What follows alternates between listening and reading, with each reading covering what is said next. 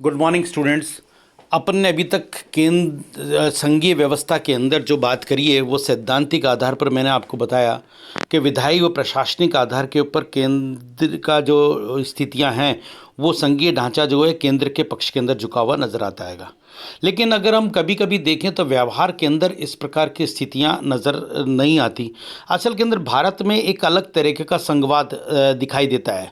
प्रारंभिक स्तर के ऊपर अगर अपन देखें तो नेहरू जैसे व्यक्ति ने, जो प्रथम प्रधानमंत्री थे, उन्होंने भारत के अंदर एक कोऑपरेटिव फेडरलिज्म की बात करी, सहकारी संघवाद की बात करी। वो हमेशा ही चाहते थे कि एक जैसे सहकारी समितियां आपस के अंदर मिलकर काम करती हैं उसी तरह से सारे राज्य मिलकर आपस के अंदर काम करें और एक तरह से सहकारी आधार के ऊपर सारी स्थितियां इस रूप के अंदर हों। वहीं दूसरी ओर यूं देखें तो संघीय ढांचा, जैसे हमने कहा कि कनाडा के ऊपर आधारित है, जहां पर किसी भी इकाई को अलग होने का कोई अधिकार नहीं है और संविधान के प्रथम अनुच्छेद में कहा कि भारत राज्यों का संघ होगा और राज्यों का संघ होने के अंदर ये सारी स्थिति स्पष्ट है कि पूरी तरह से एक ऐसी स्थिति में है कि जहां पर केंद्र के पक्ष में सारी चीज़ें जाती हैं। लेकिन अगर हम सैद्धांतिक आधार के ऊपर कुछ चीज़ों को देखें तो फेडरलिज्म वाली जो स्थितियां हमारे यहाँ प्रारंभिक स्तर पर रही, सहकारी संघवाद वाली स्थिति, वो नेहरू के समय तक मुख्य रूप से नजर आने लगी। बाद के अंदर ये ढांचा केंद्र की तरफ झुकता हुआ नजर आने लगा। इंदिरा गांधी के काल के अंदर पूरी तरह से केंद्र के पक्ष के अंदर चला गया सारा। लेकिन ये स्थितियां कब होती हैं? जब पूरी तरह से केंद्र की स्थिति, जब केंद्र में किसी एक दल की सरकार होती है और उस एक दल की सरकार अपने आप के अंदर न किसी राज्यों के दलों पर निर्भर होती है, ना और किसी के ऊपर निर्भर होती है। लेकिन अगर केंद्र की सरकार, जब एक बीच में दौर आया जब ना 35-35 36-36 दलों को मिलाकर सरकारें बनने लगी, तो वहाँ पर जब ना एक सैफुद्दीन सोच से सरकार गिरने लगी, तो उस कंडीशन के अंदर आप अंदाज़ा लगा सकते हैं कि राज्यों की स्थितियाँ कितनी ज़्यादा मजबूत होगी। जो क्षेत्रीय दल थे छोटे छोटे, उन राज्यों के दलों के ऊपर एक तरह से संघवाद निर्धारित होने लगा, केंद्र निर्धारित होने लगा। जब एक सैफुद्दीन सोच का वो सरकार गिराएगा तो हर स्थिति के अंदर केंद्र को उन 2-2 3-3 दलों के जो एमपीज़ हैं उन वाले दलों को भी पूछना पड़ेगा। रामकृष्ण हेगड़े जैसे व्यक्ति को मंत्री बनाया, उनके दल के अंदर सिर्फ जैसे 2 लोग थे। फारूक अब्दुल्ला जैसे लोगों के साथ के अंदर जब सरकार लेके आए तो उनके साथ में 2 एमपीज हुआ करते थे। इस प्रकार की ये प्रधानमंत्री का क्षेत्राधिकार होता है कि किसको मंत्री बनाए व किसको ना बनाए। लेकिन जैसे कि लालू यादव ने कहा मुझे रेल मंत्रालय चाहिए तो उनको देना पड़ा। क्यों देना पड़ा? क्योंकि नेचुरल है कि आपको सरकार चलानी है तो आपको मानना पड़ेगा। ममता बनर्जी ने अपनी शर्त उस ज़माने में रखी कि मुझे ये मंत्रालय चाहिए तो वही मंत्रालय आपको देना पड़ा। ये सारी स्थितियाँ एक तरह से इस प्रकार की स्थिति के अंदर है। ये सैद्धांतिक बातें नहीं है, ये व्यवहार के अंदर है।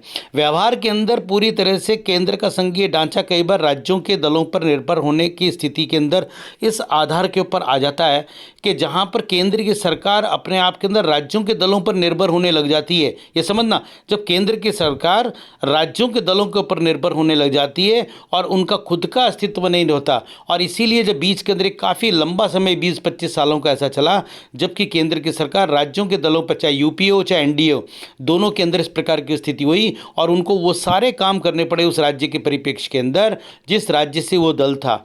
किसी ज़माने के अंदर जो समाजवादी पार्टी हो, बहुजन समाज पार्टी हो या नेशनल कॉन्फ्रेंस हो, चाहे शिवसेना हो, कोई सी भी पार्टी रही है, लोक दल हो, भारतीय लोक दल हो, कोई भी 1-1 2-2 एमपी वाले लोग भी लोगों ने इस प्रकार की स्थितियां करी कि जहां पर आपने अपनी मनमर्जी से अपना मंत्रालय लेने की कोशिश करी, अपनी मनमर्जी से केंद्र के अंदर अपनी नीतियों को लागू कराने का प्रयास किया। वहां पर जो संघीय ढांचा वो राज्यों की तरफ दिखाई देने वाली स्थिति के अंदर हो जाता है और वहां केंद्र कुछ भी करने की स्थिति में नहीं होता। इसके अतिरिक्त एक और चीज़ जो आपको ध्यान रखने की है वो ये कि अगर केंद्र के में प्रधानमंत्री का स्टेचर, जो कद है वो छोटा हो, वो इस तरीके का हो जो बहुत ज़्यादा जाना माना व्यक्ति ना हो, जिसकी कोई भारतीय पूरे परिप्रेक्ष्य के अंदर पहुंच ना हो, कोई पैठ ना हो, तो उस स्थिति के अंदर अगर राज्यों के अंदर वो वही मुख्यमंत्री बहुत बड़े कद का हो, और बहुत बड़े कद से मतलब है कि उसका स्टेचर बहुत बड़ा हो, उसको पूरे देश के अंदर जानने वाली स्थितियाँ हो, तो वहाँ पर वो अपने आप के अंदर एक ज़्यादा महत्वपूर्ण व्यक्ति के रूप में हो जाता है और वो अपने हिसाब से चीज़ों को कराई देने वाली स्थिति के अंदर हो जाता है। प्रारंभिक स्तर पर देखें कि जैसे विधान चंद्र रॉय थे, बंगाल के मुख्यमंत्री हुआ करते थे, नेहरू जी के पर्सनल डॉक्टर भी हुआ करते थे, और इस समय जैसा भी मतलब वो अपनी बात रखते थे, नेहरू जी उनकी बात सुना करते थे। इसी तरह पंजाब के मुख्यमंत्री थे, वो भी, उनको भी इनकी स्थितियां इस प्रकार की थी जहां पर ना वो जब आते थे तो कहते हैं कि सब नेहरू जी को पूरा एक तरह से सब बातों को सुनना पड़ता था। कई इस प्रकार के मुख्यमंत्री हमारे यहाँ पर हुए जिनकी स्थितियाँ इस प्रकार की रही कि बहुत ही बड़े लेवल के ऊपर जी रामचंद्र जैसी, जी रामचंद्रन जैसी स्थिति को अगर अपन देखें, तमिलनाडु के अंदर एक बहुत बड़े कद के रूप के अंदर उनका रहा। बीजू पटनायक जैसे लोग जो थे वो एक बहुत बड़े उसके अंदर, मोहनलाल सुखाड़िया जैसे राजस्थान के अंदर मुख्यमंत्री, शरद पवार जैसे लोग जो महाराष्ट्र के अंदर मुख्यमंत्री के रूप के अंदर रहे।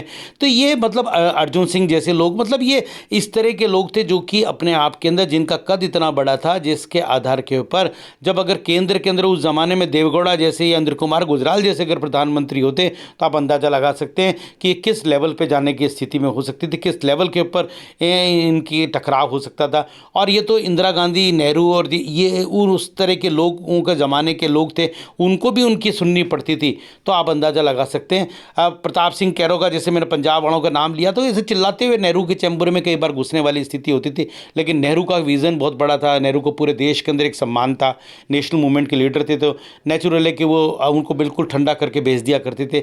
इस प्रकार की कई हमको बातें सुनने को मिलती है। लेकिन इन सब चीज़ों से ये है कि वो तो एक नेशनल मूवमेंट के लीडर्स, और उनको ये पता था कि हमें कोऑपरेटिव फेडरलिज्म की तरफ चलना आएगा।